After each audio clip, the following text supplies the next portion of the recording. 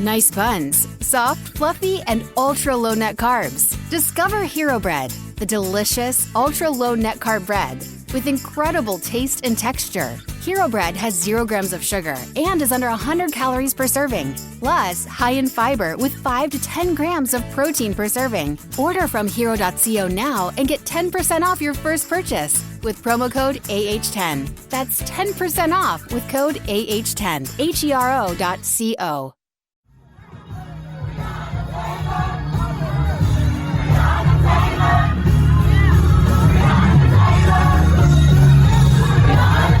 This is Make It Plain. MIP With Masamela Matfumo. Mark Thompson. Make it plain. Get woke.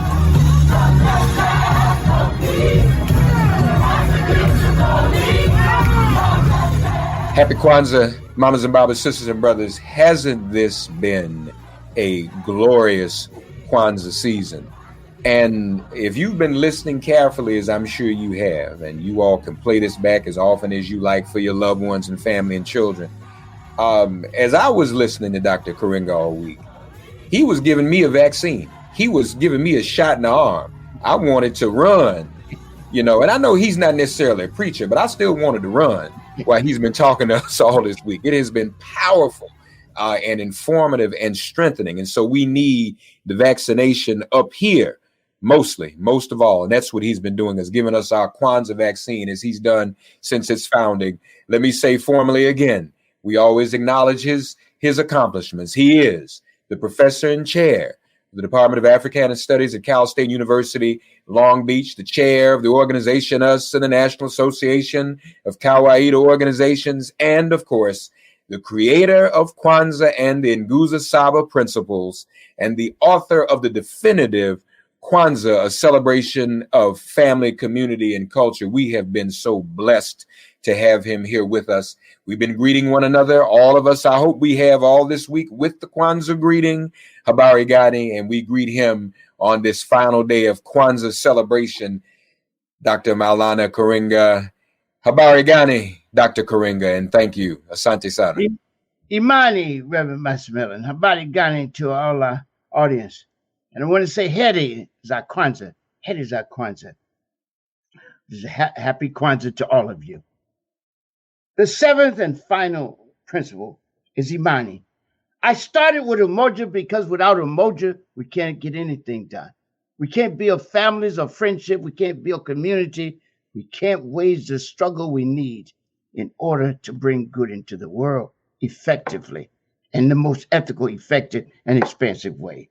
And I put Imani at the end because without Imani, we can't continue. We can't endure. There's too many things that are going to come in between when we start and in the middle of what we're doing. And so with faith, we can hold it. Imani means faith. It's the 7th principle of the Nguzo Saba. And the text tells us that Imani calls on us to believe with all our heart in our people, our parents, our teachers, our leaders, and the righteousness and victory of our struggle. We must then have faith in our people. It doesn't mean we don't have faith in God or the transcendent. That's a given for Africans. The question is, do you have faith in your people? That's the question. We're not even arguing, do you have faith in God? We're arguing, do you have, because in ancient Africa, atheism was not even a rejected philosophical possibility, right?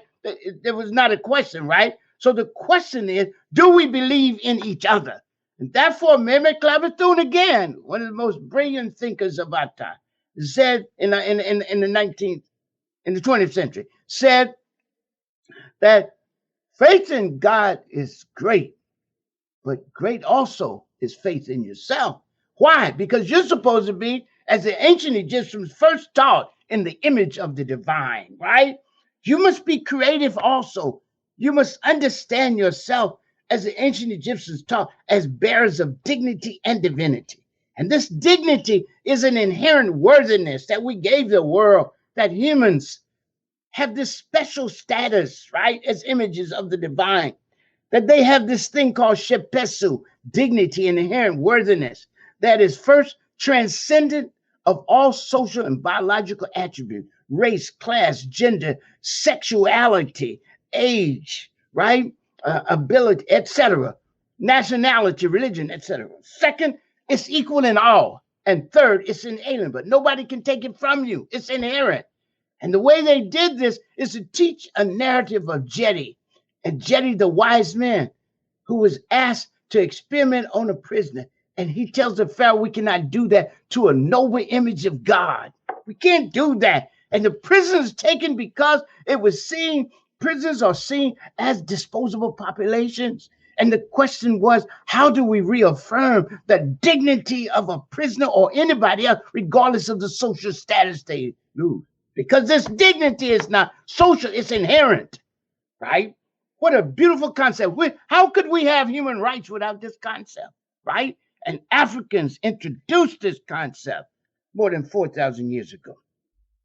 So I'm talking about that faith in ourselves and in what we've created, knowing ourselves, as Malcolm said, by reading our history and understanding ourselves in light of that. That is why he said of all our studies, history is best qualified to reward our research. And so we must believe in ourselves with all our hearts, in our people, in our parents, in our teachers, our leaders, and the righteousness and victory of our struggle.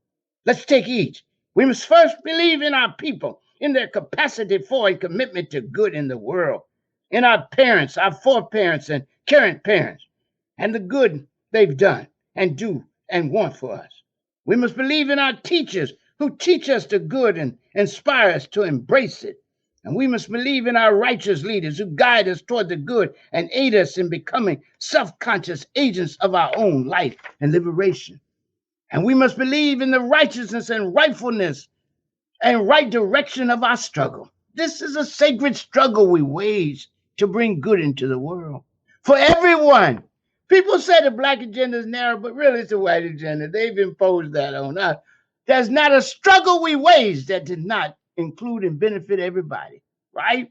We must believe that our struggle for freedom for the oppressed, justice for the wrong and injured, power for the masses of people over their destiny and daily life, and the just peace in the world is a rightful and compelling struggle.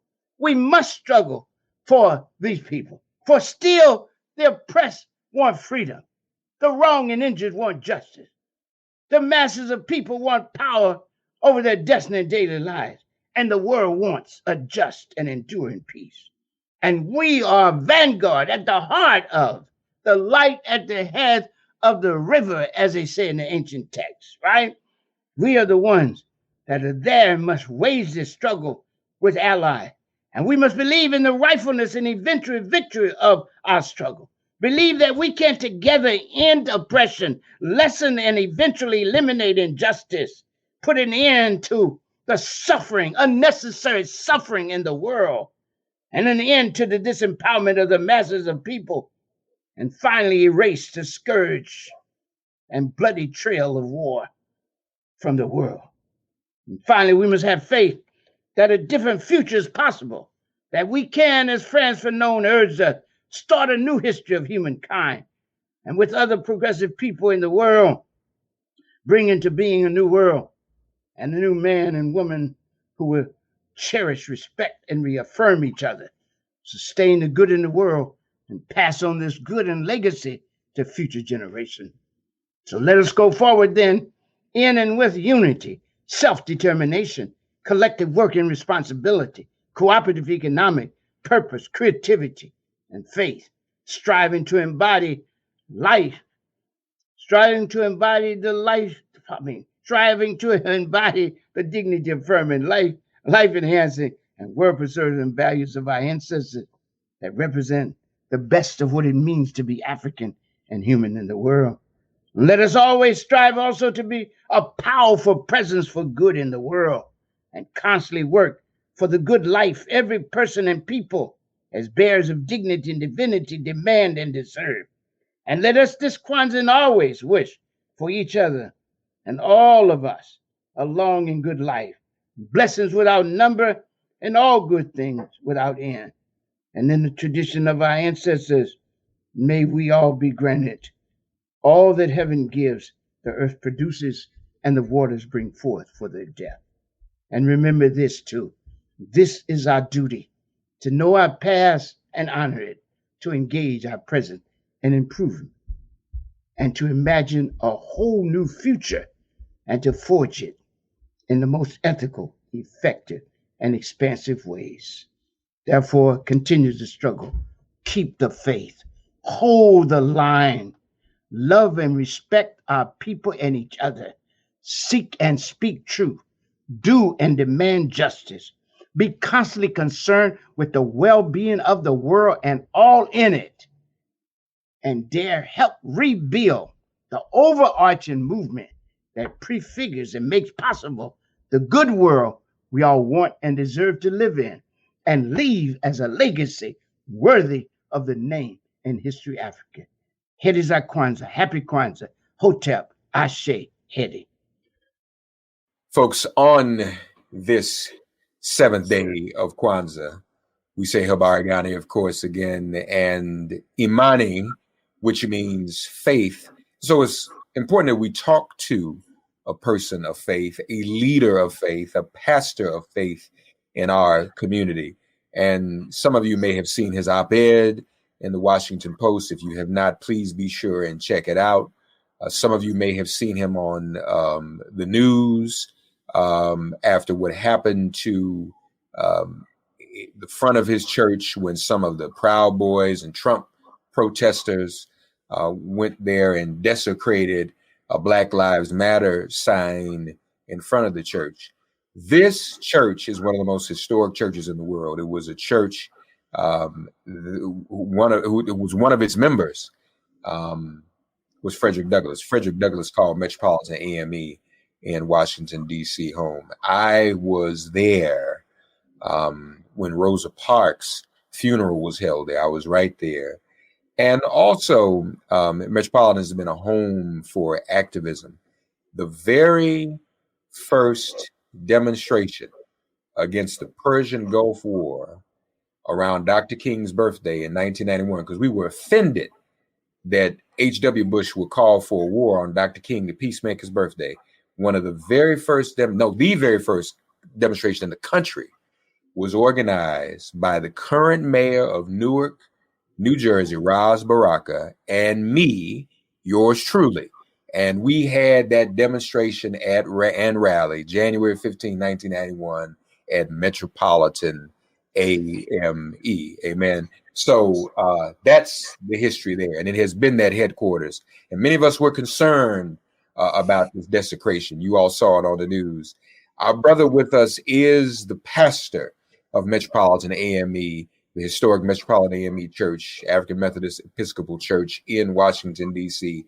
And we're happy to have him here on the 7th day of Kwanzaa, this day of Imani faith, Pastor William H. Lamar IV. My brother, happy Kwanzaa to you. Happy Kwanzaa, my brother Habarigani, and a blessing to be with you all on this 7th day. Yes, sir. So many of us saw your editorial in the Washington Post, but let's begin though and kind of go through the chronology of what happened. Were you aware? I mean, because this was in the middle of the night, so I'm presuming you weren't in the church building. But no. How were you made aware of what was happening right outside your church on that night? So let me give you some brief context, brother. So earlier that day on a Saturday, a few of us had gone in to do some work, as is our custom, and we were leaving our security. We have a Black security contractor, excellent people, and they stayed until nightfall because of the protest and the Stop the Steal folks who were in town. They left. They had been there about 4 or 5 hours. And so no one was the wiser. About 9 a.m., I got a text from a pastor whom I respect greatly, Pastor Karen Brow at Luther Place, a church. And she said, Bill, sorry about what happened in Metropolitan. I said, what happened? I was oblivious. She said, Proud Boys, ABC. She texted me a link that was posted on Twitter from a sympathetic journalist who photographed it, videographed it, and sent it out. And so I saw it and was just, I couldn't feel. I was just, because we were 30 minutes from going live on worship. So I was processing. Then I got a call from Reverend Thomas Bowen, who works with the mayor's faith outreach, good brother, Morehouse brother. Right. He reached out. He said, I'm on the way, man. The cops are coming. This is what happened. And so that's how we found out. And I was going live in 15 minutes. So I called two of my major lay leaders. I said, y'all, this is what I'm thinking. What do you think? So we put our heads together. They said, let's go through worship. And during worship, you don't come. You sit down. We will go and check on things. So they went, evaluated the damage. Nothing was done to our building, praise God. But they ripped down our Black Lives Matter sign, tore it up, were chanting. And there was some graffiti out front of the church. They did not deface the building, but they defaced some public planters out front. Property belongs to the city, and they also spray painted some symbols down on the front, on the sidewalk. But no harm at all came to the building, which makes me think, Brother Mark, that this was surgical. Like the people were planning how far they would breach the law. Mm. I think that there was some command and control going on. That's very interesting. And you're probably right, because at a point, some of that stuff looks like performance activism. You know, they just want to do something because they only go so far. But thank God, it didn't go any further. But it makes a statement, though, doesn't it? Oh yes. Surgical move would be at an historically Black church, and there were a few others obviously that they hit as well. They actually burned the sign at Asbury. Exactly. I believe. Exactly. And what we have been told by experts who do this type of investigation, that often these people know the history of targets and they're making decisions. So what I tell people is, even if whether they knew it or not, I don't know that. Hopefully, because we have a strategy, a legal strategy in the spirit of our ancestors, Paulie Murray and Charles Hamilton Houston and Thurgood Marshall. We got a legal strategy, but it is an ancestral attack. Mm. To come to that space is not to just deal with the contemporary vitriolic hatred, but it is an ancestral attack because of what you said about our history. And so we need to be clear. This is ongoing white settler colonialism. This is our space, not yours. We can do what we want to do. And so, you know, I think about when I was processing my emotions, I felt rage, man, deep rage. But then I also felt this joy, like this joy rising up in me, which is the joy that nourishes the ongoing struggle that will not end. Yeah. That does not. We don't get a vacation from this struggle, not in this place, because it is defined exactly by this type of hatred. You even the headline, the title of your op-ed was so eloquent, my brother. My church will replace our Black Lives Matter sign. Will America replace its racist myth? I mean, and that's an appropriate challenge. And a generational, lifelong pursuit. So you and I were talking about our growing up, myself in Macon, Georgia, later in Tallahassee, Florida, you in Nashville. The story that shaped the both of us, I believe, is a similar story, right? About human potential, about human community, about love, about respect, about all of us being children of the divine. That's not the story that shaped the people that did that. Now, I am not without sin, so I'm not throwing stones. But the story that animates me prevents me from doing certain things. And my story would not allow me to do that. It would not allow me to do that. And so you and I were having this conversation prior to going on the air. You can get a Voting Rights Act in 1965, and then in the early 2000s, the John Roberts court will gut it. because in this nation, progress is never permanent. The minute progress occurs, actually before it occurs, the counter forces are already cooking up a way to take things back to what they were. Yes, sir. Our issue with us is we tire too quickly and celebrate too soon. We got to stay on the wall. Yeah, yeah. And you being from Macon, I mean, that's really what the challenge is right now. What happened November 3rd and trying to make sure that folk get back out again in a few days on January 5th. Yes, I was on with Joy Reid a few weeks ago, and Joy said it even before some preachers said it. You know, we see what's happening with our brother Warnock, and she called it out. She said there is a war against the Black church. Easily. And what we got to do is go back. Not only have Black human beings been seen as criminal through a lens of criminality, but our theology.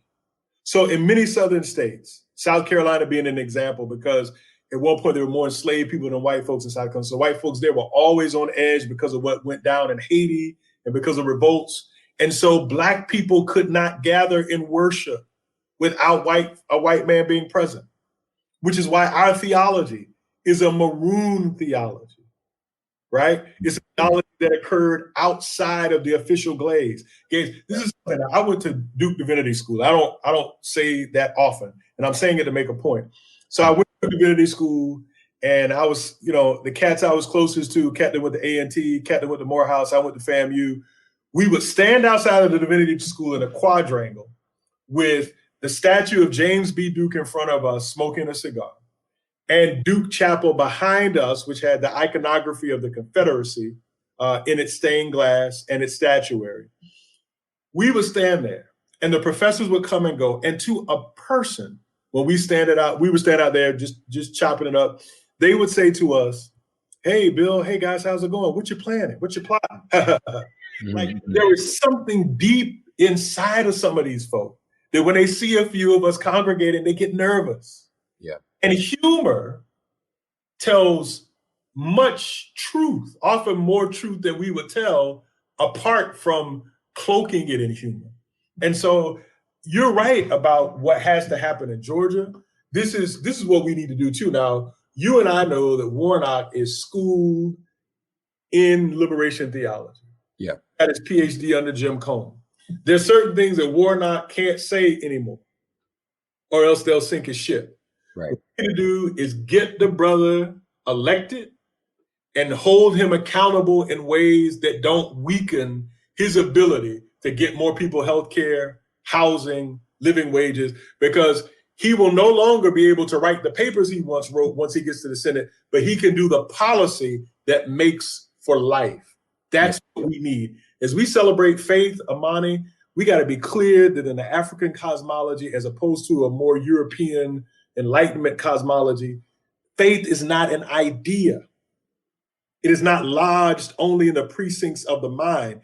Faith is embodied. It is lived. That Greek word that is translated as faith in the Christian New Testament is not about thinking.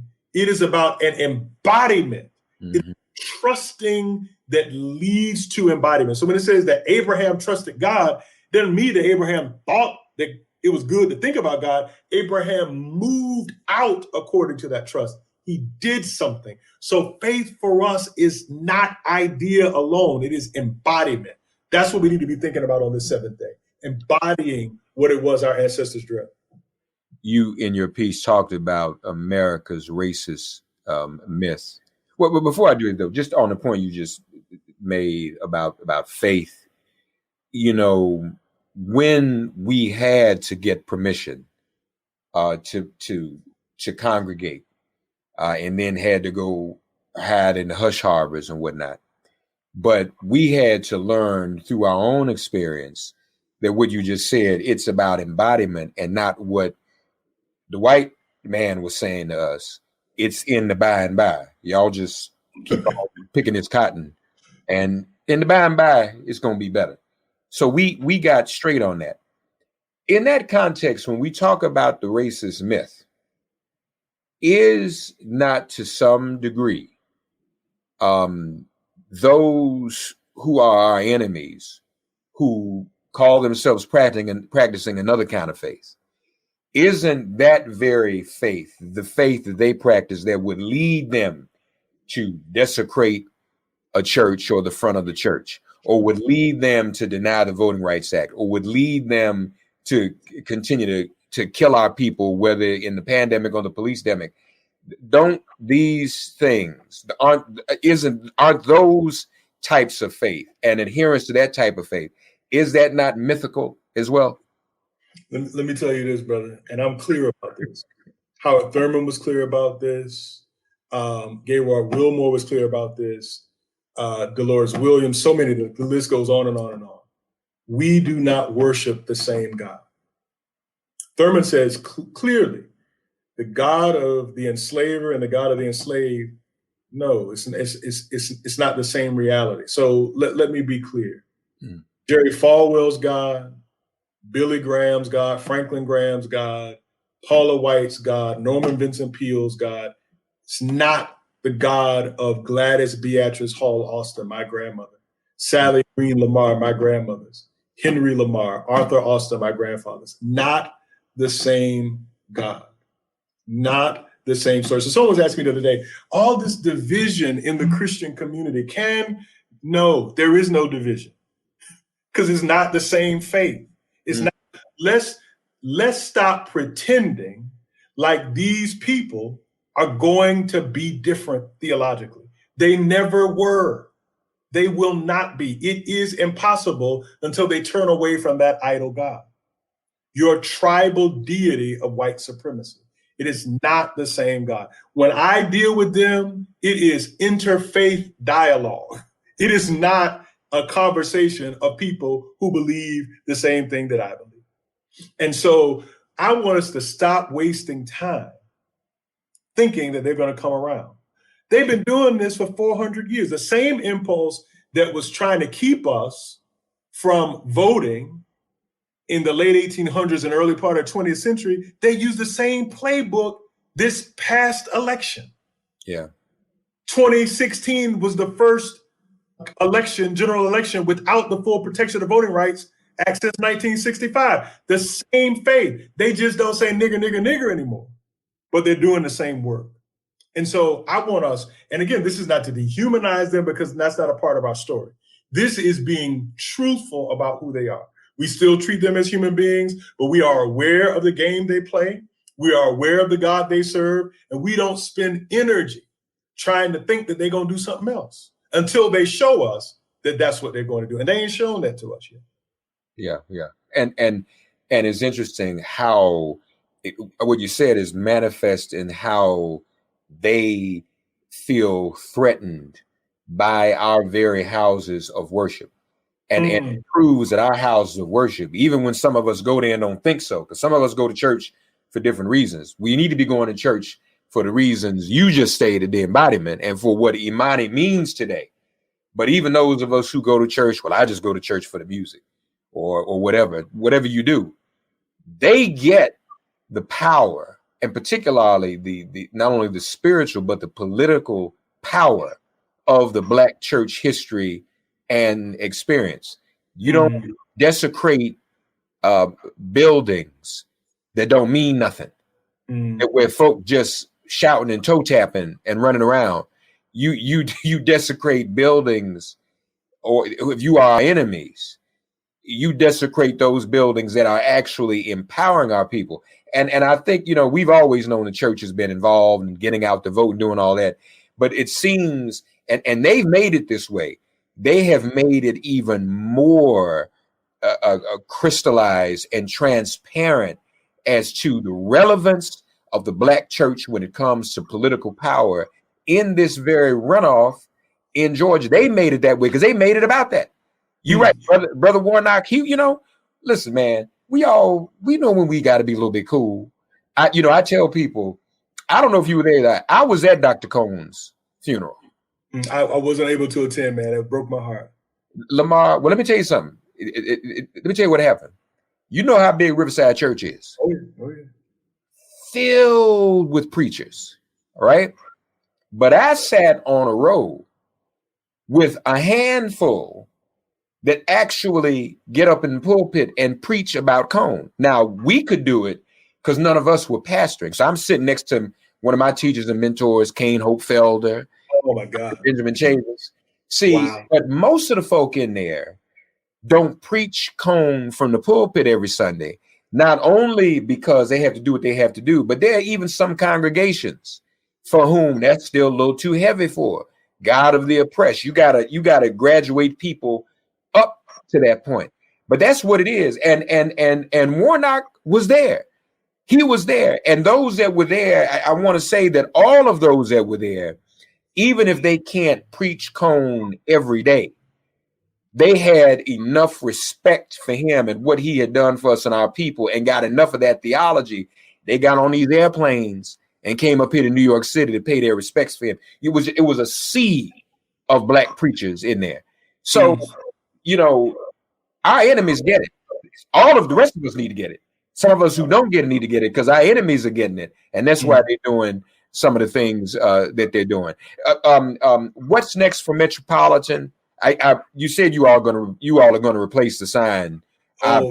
Look, I told somebody, LL Cool J, I think it was his sophomore album, Bigger and Deffer. I told him we're gonna replace the sign Bigger and Blacker. Look, I said I'm the hip hop head, man. This is gonna be bigger and blacker. We're going straight James Todd Smith on it, man. It's gonna be big. We're gonna put the sign back up. But for Metropolitan, what we continue to do, my brother, is we're gonna stay on the front lines. We are consumed by Black joy, by the love of life, and we are consumed by the idea that, see, this is the thing about Toni Morrison's brilliance, her playing in the dark lectures. She says, essentially, and I'm nowhere near as eloquent as she, but people ask me when I'm going to write about white people. I don't need to write about white people because I can write about Black people, and in the stories of Black people is the universal truth, are the universal truths of life. So my love of Blackness has never been exclusive. It is my love for humanity. When you love Black people, you fight for healthcare for all people. When you love Black people, you fight for universal living wages for all people. When we have fought, see, when Franklin Roosevelt rolled out the New Deal, the Dixiecrat senator said, okay, everybody but the Negroes. So they excluded domestic workers and agricultural workers, your grandparents and mine. I know mine, and I'm assuming yours. I'm just making an assumption, or somebody in your family was doing that kind of work. Yeah. They excluded us. But Black people in South Carolina, during Reconstruction, when we took over the House of Representatives in South Carolina, we enacted universal free public education. White folk didn't do that because their God was an exclusive God. Our God is the God of all people. And when we get the opportunity, we bless everyone. So I make no apologies about loving who we are and being filled with joy and fight. Like Mamie Till, who says, look at what they did to my son, but I am going to live and I'm going to strike a match that's going to wake y'all up because all of your sons are potential immigrants. We've got to, in the midst of the death, the onslaught, love life like Mamie Till loved life. Love life like Fannie Lou Hamer. After they sexually assaulted her, she kept coming. She kept singing. She kept fighting. That's who we are. So what they don't understand is they're stirring up ancestral joy in us that makes us fight like hell. And that's what we're going to do. Amen. Amen. Folks, Pastor William H. Lamar IV, he is the pastor of historic Metropolitan AME Church there in Washington, D.C. And like he said, it's going to be bigger and deffer. We're going to look forward to that. And we're so inspired by our brother. And I just wanted him to stop on by and have a word with us on this day of faith, Imani, as we get ready to move into a new year, hopefully better than this one we've had. Lord have mercy. Yes, sir. Yes, sir. We're going to continue to pray and be faithful. We were talking, as you all know, with Dr. Maulana Karenga earlier on the show, and he talked about having faith not only in God, but having faith in our people, having faith in one another, as the creations of God, and as, to use Pastor Lamar's word, the embodiment of God. And so that is what we must do, and we will do so. My brother, we thank you. Thank you for joining us, and happy Kwanzaa to you. Much love, my brother. Happy Kwanzaa to you and to all. God bless, man. God bless you. Thanks for getting woke and listening to Make It Plain. Please remember to listen, like, subscribe, and wherever you get your podcasts, please give the show a 5-star rating. And please do spread the word. Let's all continue to pray for each other during this pandemic and this police-demic. If all hearts and minds are clear, it has been made plain.